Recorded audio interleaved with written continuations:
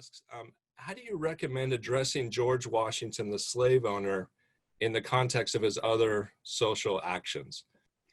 And so maybe a little bit about Washington slavery and maybe how teachers might approach that issue. Sure. It's a great question. And I'm really glad you asked it because I think this is the biggest challenge that people have with teaching, writing, speaking about Washington, especially in this current context where we're, thinking about who we memorialize and who we, make monuments to or statues. And the way that I try and address it is 100% to share that history. When I have time to talk more about Washington's presidency, I share, when I look at the house, I share where the enslaved people would have lived in that home, that they would have been in every space, because in order to get to the third floor in their quarters, they literally had to walk by the Washington's bedchamber. They would have been in and out of all of the rooms. And so that physical space demonstrates how entwined the lives of the enslaved people were to the Washingtons. And also, I think, shows one of the elements of Washington's personality and presidency that is most cruel and essential to share, which is that while Washington was establishing all these precedents, he was also working hard to try and get Ona Judge back. She had run away, and so he sent a number of people to try and bring her back. He also worked with Edmund Randolph, who was the Attorney General at the time, to cycle the enslaved people out of his home into Delaware and back again to reset the legal clock on their time in Philadelphia, so that they wouldn't be emancipated after 6 months without that being his intention. Basically, the overall sort of sense of what I try and give is that no human is all good or all bad. This is true in the 1790s, it's true today. And we are not Excel spreadsheets, we are not ledgers. And so our good actions don't outweigh our bad actions, and our bad actions don't outweigh our good actions, but they are a part of the whole story. And so it is okay that there are good things and bad things. That is our history, that is where we come from. It is essential to share both sides. But I don't think that anyone should feel pressure to justify or defend bad actions or to say that the good actions take away from those things. I think it's just important to present the whole and complete picture. Yeah, that's a great answer. We have to teach everything. I think we do. That's the key, right? We have to teach everything. So this is a fun question. And you got into this a little bit, but you can talk a little bit more about it. It's from Stacey Parker, and she asks, when referencing personal letters and their content, opinion of leaders like Hamilton and Jefferson, was the content public knowledge at the time, or do we only know this through modern historical study? Excellent question. So some of both is the answer. So letter writing was a very important part of social etiquette at the time. And my guess is that Zara will probably touch on this a little bit, but people would write letters and they would often include a note on the outside about who was allowed to see it. So sometimes it was, for your eyes only, or please burn after reading. Sometimes it was, please feel free to share with James Monroe. Jefferson often would write a letter to James Madison and say, please feel free to share with Monroe. Or it was understood that you could share the letter more broadly with your friends and family. And letters were often forwarded, passed along, shared. Sometimes people would write a letter on the outside of a letter as they were passing it along. And so some of the contents of some of the letters were not known until more recently, but some certainly within certain social circles were sort of terribly kept secrets.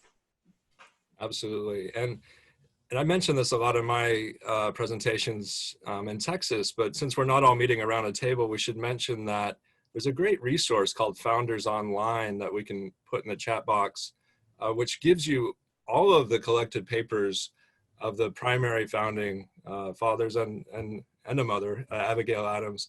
It's incredibly useful, and it's one of those great sites to use with students. So you can have all these letters. Okay, so there's a lot of good questions. There's kind of a tie. I'm going to go to your wheelhouse, your expertise here. A question from Jared Keeling. He asks, where did Washington get the inspiration to establish a cabinet?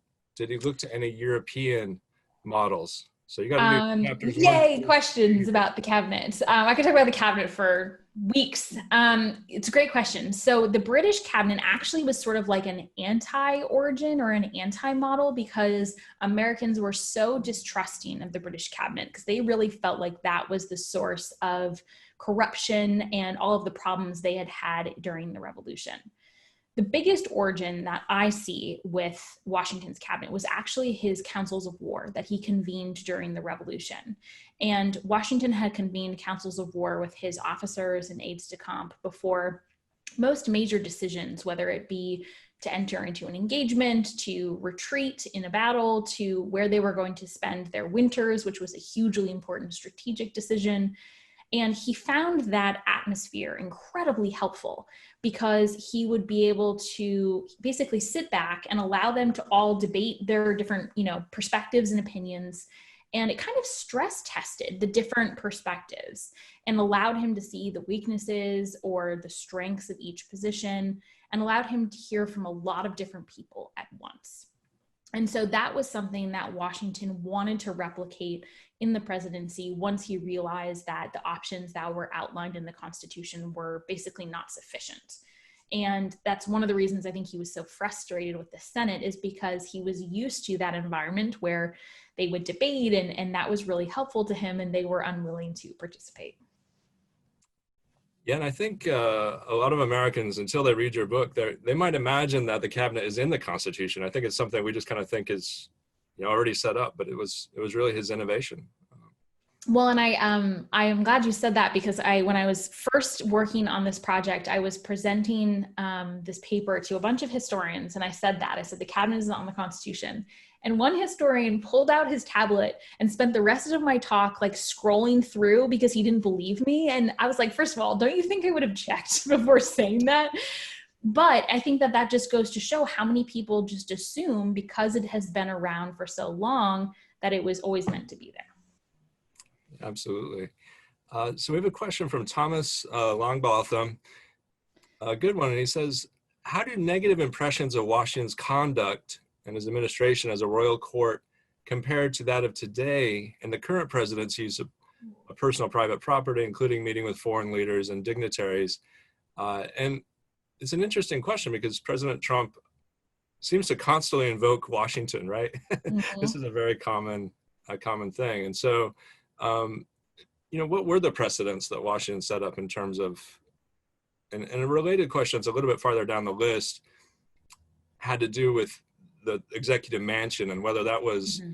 government private property, like who exactly owned that? Yeah, great question. So the president's house in New York and then Philadelphia was, I'm going to start with the easy part of that question, was paid for. It was a private residence. It was actually owned by Robert Morris, and the federal government rented it out on behalf of Washington. Washington initially didn't want to take a salary because he felt that it might make him look like he was too interested in being a politician for his own personal gain. He was basically, Congress implored him to do so because they were so worried that if that precedent was set, that men that didn't have the same sort of independent means wouldn't be able to run for office. So they wanted there to be a little bit more quality in terms of who could actually be in high office. In terms of Washington's conduct, in terms of his royal courts, as I said, he did really try to find this middle ground, which was incredibly complicated because if you asked 10 18th century individuals what Republican virtue meant, you are going to get 12 answers. And it tended to vary regionally. It tended to vary based on sort of if you were pro-French or pro-British in terms of your sentiments. And so he did sort of have an impossible task of trying to find what this middle ground meant. And I think at times he leaned towards maybe more prestige, a little bit more formal behavior, because he was trying to set up a government that had the respect of American people and representatives abroad. In terms of our current climate and our current context, it's really, it's so hard to compare apples and oranges because the concept of benefiting from private office was not really as well established. It's not like Washington had a stock portfolio, but he was incredibly attentive to making sure that he did not ever appear to be benefiting from office. He really didn't want anyone to think that he was doing this for his own private gain. And so he would stay, like when he did a tour in the North and in the South, he insisted upon staying at public lodging. He would pay for a room because he didn't want to impose on any private citizen. He paid for, all of his own transportation because he didn't want to ever appear to be taking advantage of the situation. And then in terms of, hosting foreign dignitaries and foreign leaders, this is actually one of my favorite elements that I didn't get a chance to discuss today, but was why Edmund Randolph resigned. He was accused by Oliver Wolcott Jr. and Timothy Pickering of basically selling state secrets to the French. I maintain that he did not do that, and it was a very bad translation of French that led to this sort of debacle, but nonetheless, he resigned. Translations of French in this era.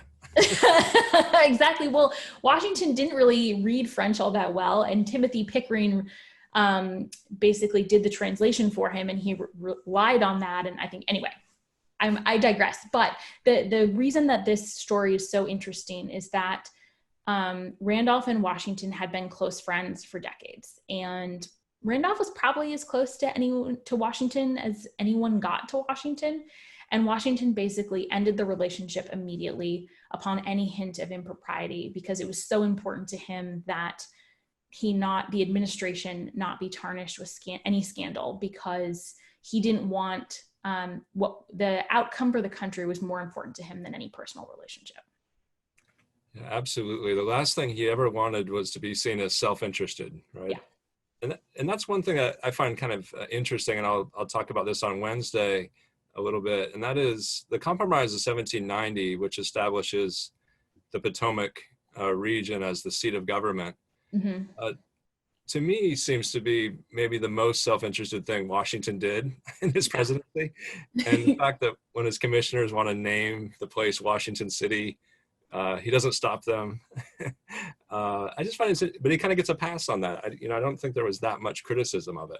Yeah, it is really interesting, although in his defense, so I mean, in terms of the location, the agreement said that it would be somewhere on the banks of the Potomac. And so then he picks the location that's obviously closest to Mount Vernon. But Georgetown and Alexandria were actually established ports, and Alexandria was a hugely important port. And there is an argument to be made. I don't disagree with you that it was absolutely self-interested, but there is an argument to be made that if you're going to build a city, it's helpful to have a port that already exists as part of that process. Very good. I like that. All right. So a question that's been, I was actually going to dig out from the bottom of the charts, but it's arisen on its own merit. It's from Bridget Hennijar. And the question is, did Washington have any regrets as president? Good question. I think there were a couple of things. Publicly, he said that, his biggest regret was the rise of partisan tensions in political parties. And he really thought that that was going to tear the country apart. And he thought that the sectional divisions were going to be a huge threat to the nation, which of course he was right. And it took many decades, but eventually led to a civil war. So I think that he regretted not being able to build a greater sense of nationalism and unified purpose that would rise above these sectional grievances.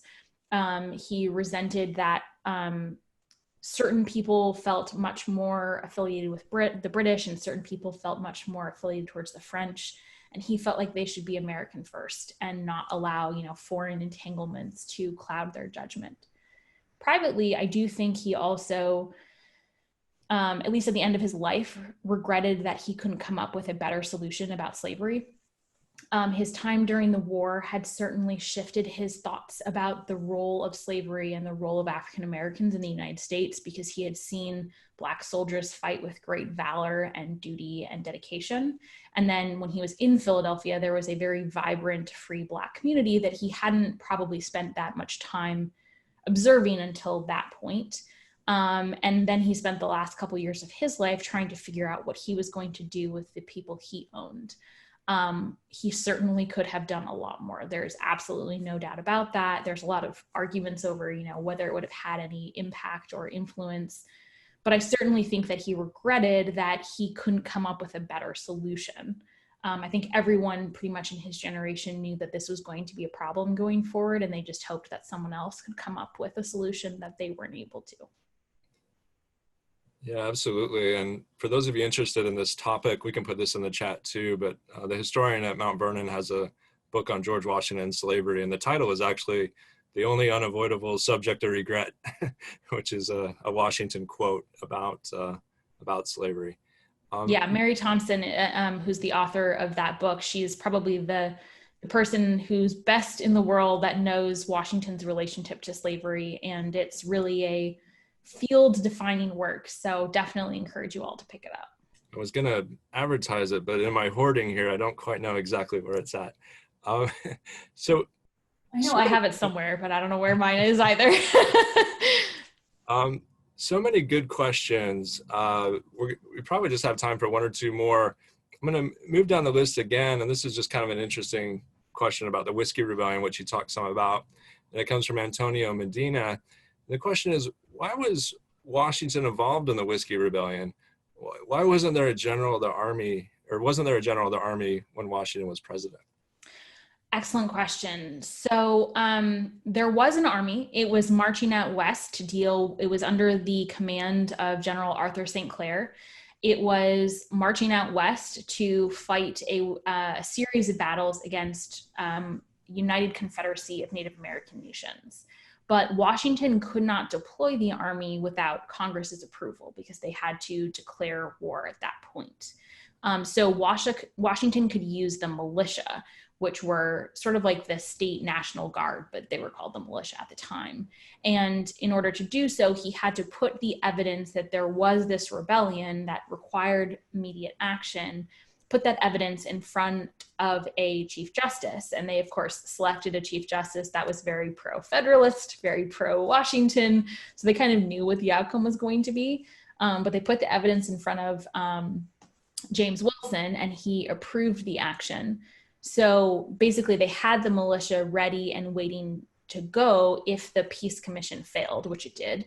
And they expected it would, but they had to have demonstrated that they had tried all peaceful options before they sent troops out to manage the American people. And so what's fascinating is Washington marches out and meets up with the militia, inspects them, and then turns around and heads back to Philadelphia. And Light Horse Harry Lee and Alexander Hamilton are actually the two officers that lead the militia out to sort of round up the remaining rebels. And it's not totally clear why that decision was made. My suspicion is that Washington did not want to be appearing to be marching with an army on the American people. And that's really helps to show how new everything was too, right? The fact that he would appear in uniform at all. Yes, yes, absolutely. Okay, we'll end with, this is a short one, I think, because you either know it or you don't. And I used to know it, but I don't think I know it anymore, but it's a fun story. And it comes from Pete O'Connor, and he says, Jay was reputed to say that he could find his way across the land by the light of his own burning effigy. And he tells us generations later, Stephen Douglas said something similar after the Kansas-Nebraska Act. We're going way outside of the news. Guys, you're killing me. You know the history of this self-effacing comment? Yeah. No. I don't. It certainly sounds right. There were 1 million effigies that were burned or hung or torn apart. And I know Douglas received a lot of similar sentiments, but I don't know the history behind it. But now I'm going to have to find out. So I'm writing it down because it's going to drive me crazy. I bet we could find that. I think I actually have seen the document when Jay mentioned it, and I think he's actually fairly specific. I think he says the light from Boston to New York or something like that. So right. Well, we'll look it up and be sure to show it at a later. We'll put that information in the classroom by the end of the week or something. Well, good. Yeah, absolutely. And I think all public figures under attack can use that one. Yeah, I like it. It's excellent. Going forward. All right. Well, thanks for all the amazing questions.